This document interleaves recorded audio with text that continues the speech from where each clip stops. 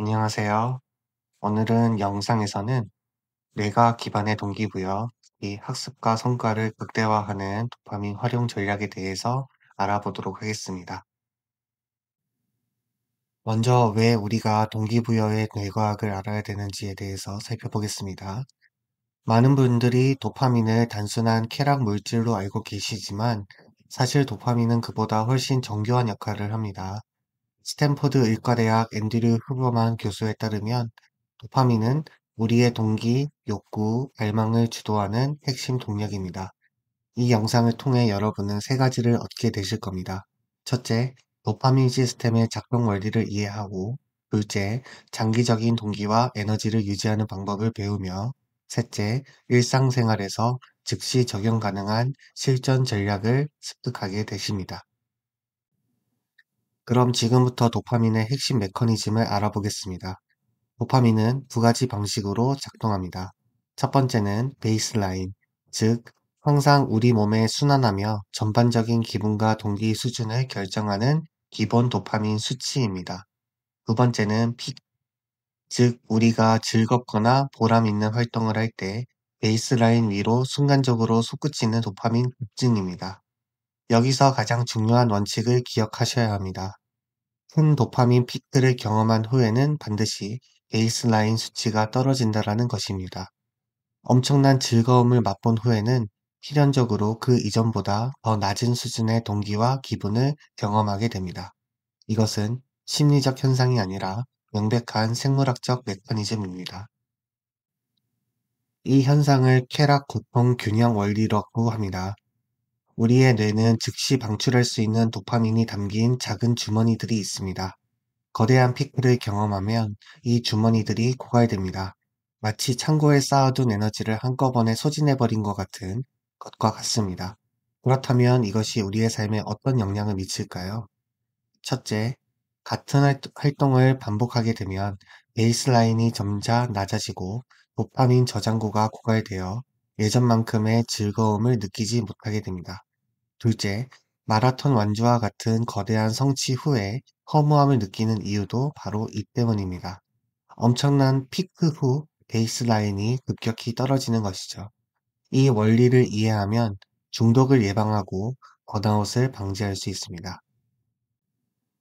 이제 구체적으로 어떤 활동들이 우리의 도파민에 얼마나 영향을 미치는지 살펴보겠습니다.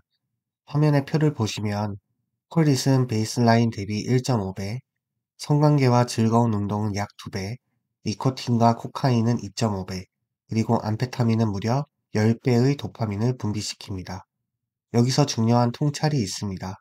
예를 들어 학생이 쉬는 시간에 2.5배의 도파민을 분비하는 전자담배를 경험한 후에는 1.5배의 보상을 주는 학습 활동에 집중하기가 어려워집니다. 우리의 뇌는 이미 더 큰 보상에 적응했기 때문입니다. 이는 단순한 의지의 문제가 아니라 신경화학적인 현실입니다. 여기서 두 가지 특별한 요소를 말씀드리겠습니다. 먼저 카페인입니다. 많은 분들이 놀라실 수 있는데 카페인은 사실 도파민을 직접 증가시키지 않습니다. 대신 도파민 수용체의 수와 민감도를 높여서 이미 존재하는 도파민을 우리의 뇌가 더 효율적으로 활용할 수 있게 합니다. 다음은 주관적 경험의 역할입니다. 동일한 활동이라도 우리가 그것을 어떻게 생각하는지, 느끼는지에 따라 보상 가치가 크게 달라집니다. 전두엽 피질이 활동에 주관적인 의미를 부여하는 역할을 하죠. 운동을 고역으로 여기면 도파민 분비가 낮아지지만 성장의 과정으로 여기면 도파민 분비가 극대화됩니다. 우리의 생각과 태도가 도파민 시스템에 큰 영향을 미치는 것입니다. 그렇다면 동기부여의 함정에 대해서 알아보겠습니다. 단기적인 쾌락과 보상은 달콤하지만 장기적으로는 우리의 동기부여 시스템 자체를 손상시킬 수 있습니다. 스탠퍼드 대학의 유명한 보육원 실험이 있습니다. 처음에 아이들은 순수하게 그림 그리기 자체를 즐겼습니다. 그런데 연구진이 그림을 그릴 때마다 금색 별 스티커를 주기 시작했고 얼마 후 보상 제공을 중단하자 아이들은 이전보다 그림을 훨씬 덜 그렸습니다. 왜 이런 일이 벌어졌을까요? 보상이 활동 자체의 즐거움을 분리시켰기 때문입니다. 뇌는 더 이상 그림 그리기에서가 아니라 스티커라는 외부 보상에서만 도파민을 기대하게 된 것입니다. 이는 우리가 일이나 학습 후에 얼마나 큰 보상을 스스로에게 약속을 할 때 정작 그 과정 자체의 즐거움과 동기는 약화되는 것과 같은 원리입니다. 이제 중독의 메커니즘과 현대사회에서의 가장 큰 함정을 알아보겠습니다.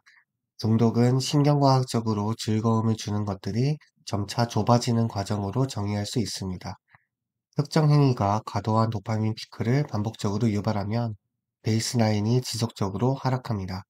그 결과 이전에는 즐거움을 주었던 다른 소소한 활동들에서는 더 이상 즐거움을 느끼지 못하게 됩니다. 그리고 여기 현대사회의 가장 큰 함정이 있습니다. 바로 도파민 자극의 중첩입니다. 운동하면서 음악을 듣고 동시에 소셜미디어를 확인하는 것 말이죠. 휴버만 교수는 자신도 이런 습관 때문에 운동 자체에서 얻는 즐거움이 현저히 감소했다라고 고백합니다. 여러 자극을 동시에 결합하면 일시적으로 더 큰 쾌감을 얻지만 장기적으로는 뇌의 보상 기준치를 비정상적으로 높여집니다. 결국 스마트폰 없이는 운동할 동기조차 느끼지 못하게 되는 것이죠. 자, 그럼 이제 해결책을 알아볼 시간입니다. 지속 가능한 동기를 위한 세 가지 실천 전략을 소개해 드리겠습니다. 첫 번째 전략은 간헐적 강화 스케줄 활용하기입니다. 카지노가 사람들을 끊임없이 게임에 참여시키는 비결을 아시나요? 바로 간헐적 강화입니다.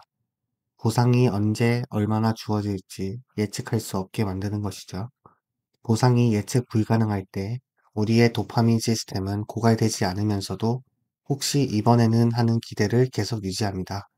신경과학적으로 가장 강력한 동기부여 방식 중 하나입니다. 실천 방법은 간단합니다.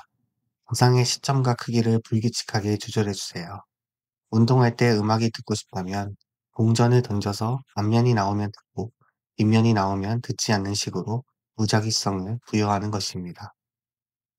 그리고 가장 중요한 것, 여러 도파민 자극을 동시에 결합하지 마세요. 공부를 할 때는 공부에만, 운동을 할 때는 운동에만 집중하세요. 두 번째 전략은 결과가 아닌 노력 자체를 보상하기입니다. 이는 캐럴 드웩 교수의 성장 마인드셋 이론과 완벽하게 일치합니다. 결과가 아닌 과정과 노력을 중시하는 것이죠. 이는 뇌가 어려움과 힘든 노력 자체에서 도파민을 분비하도록 훈련하는 것과 같습니다. 실행 프로토콜을 말씀드리겠습니다. 1단계, 과제를 수행하며 가장 힘들고 포기하고 싶은 순간을 의식적으로 인지합니다.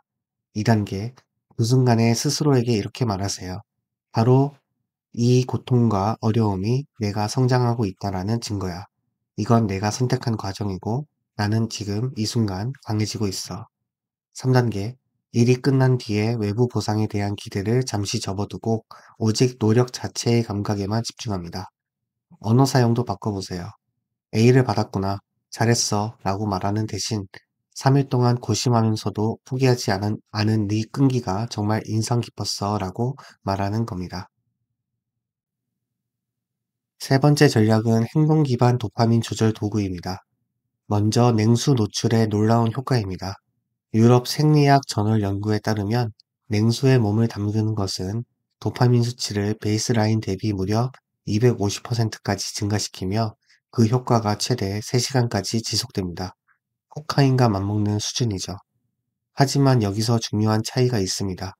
약물은 급격한 피크 후 베이스라인 붕괴를 초래하지만 냉수 노출은 베이스라인 자체를 건강하게 상승시켜 고통스러운 폭풍이 없습니다.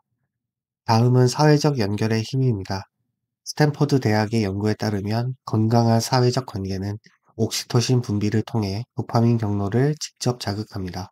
의미 있는 관계를 맺고 유지하려는 노력 자체가 강력한 동기부여의 원천이 되는 것입니다. 자, 이제 실천 체크리스트를 정리해 보겠습니다. 왼쪽을 보시면 하지 말아야 할 일들입니다. 매번 같은 자극에 의존하지 마세요. 노력 직후 즉각적인 큰 보상을 주지 마세요. 여러 활동을 동시에 하지 마세요. 잠들기 전에 밝은 빛에 노출되지 마세요. 그리고 외부 보상에만 의존하지 마세요. 오른쪽에는 해야 할 일들이 있습니다. 보상 스케줄을 예측 불가능하게 만드세요. 어려운 과정에서 스스로를 격려해 주세요. 한 번에 한 가지 온전히 몰입해 주세요.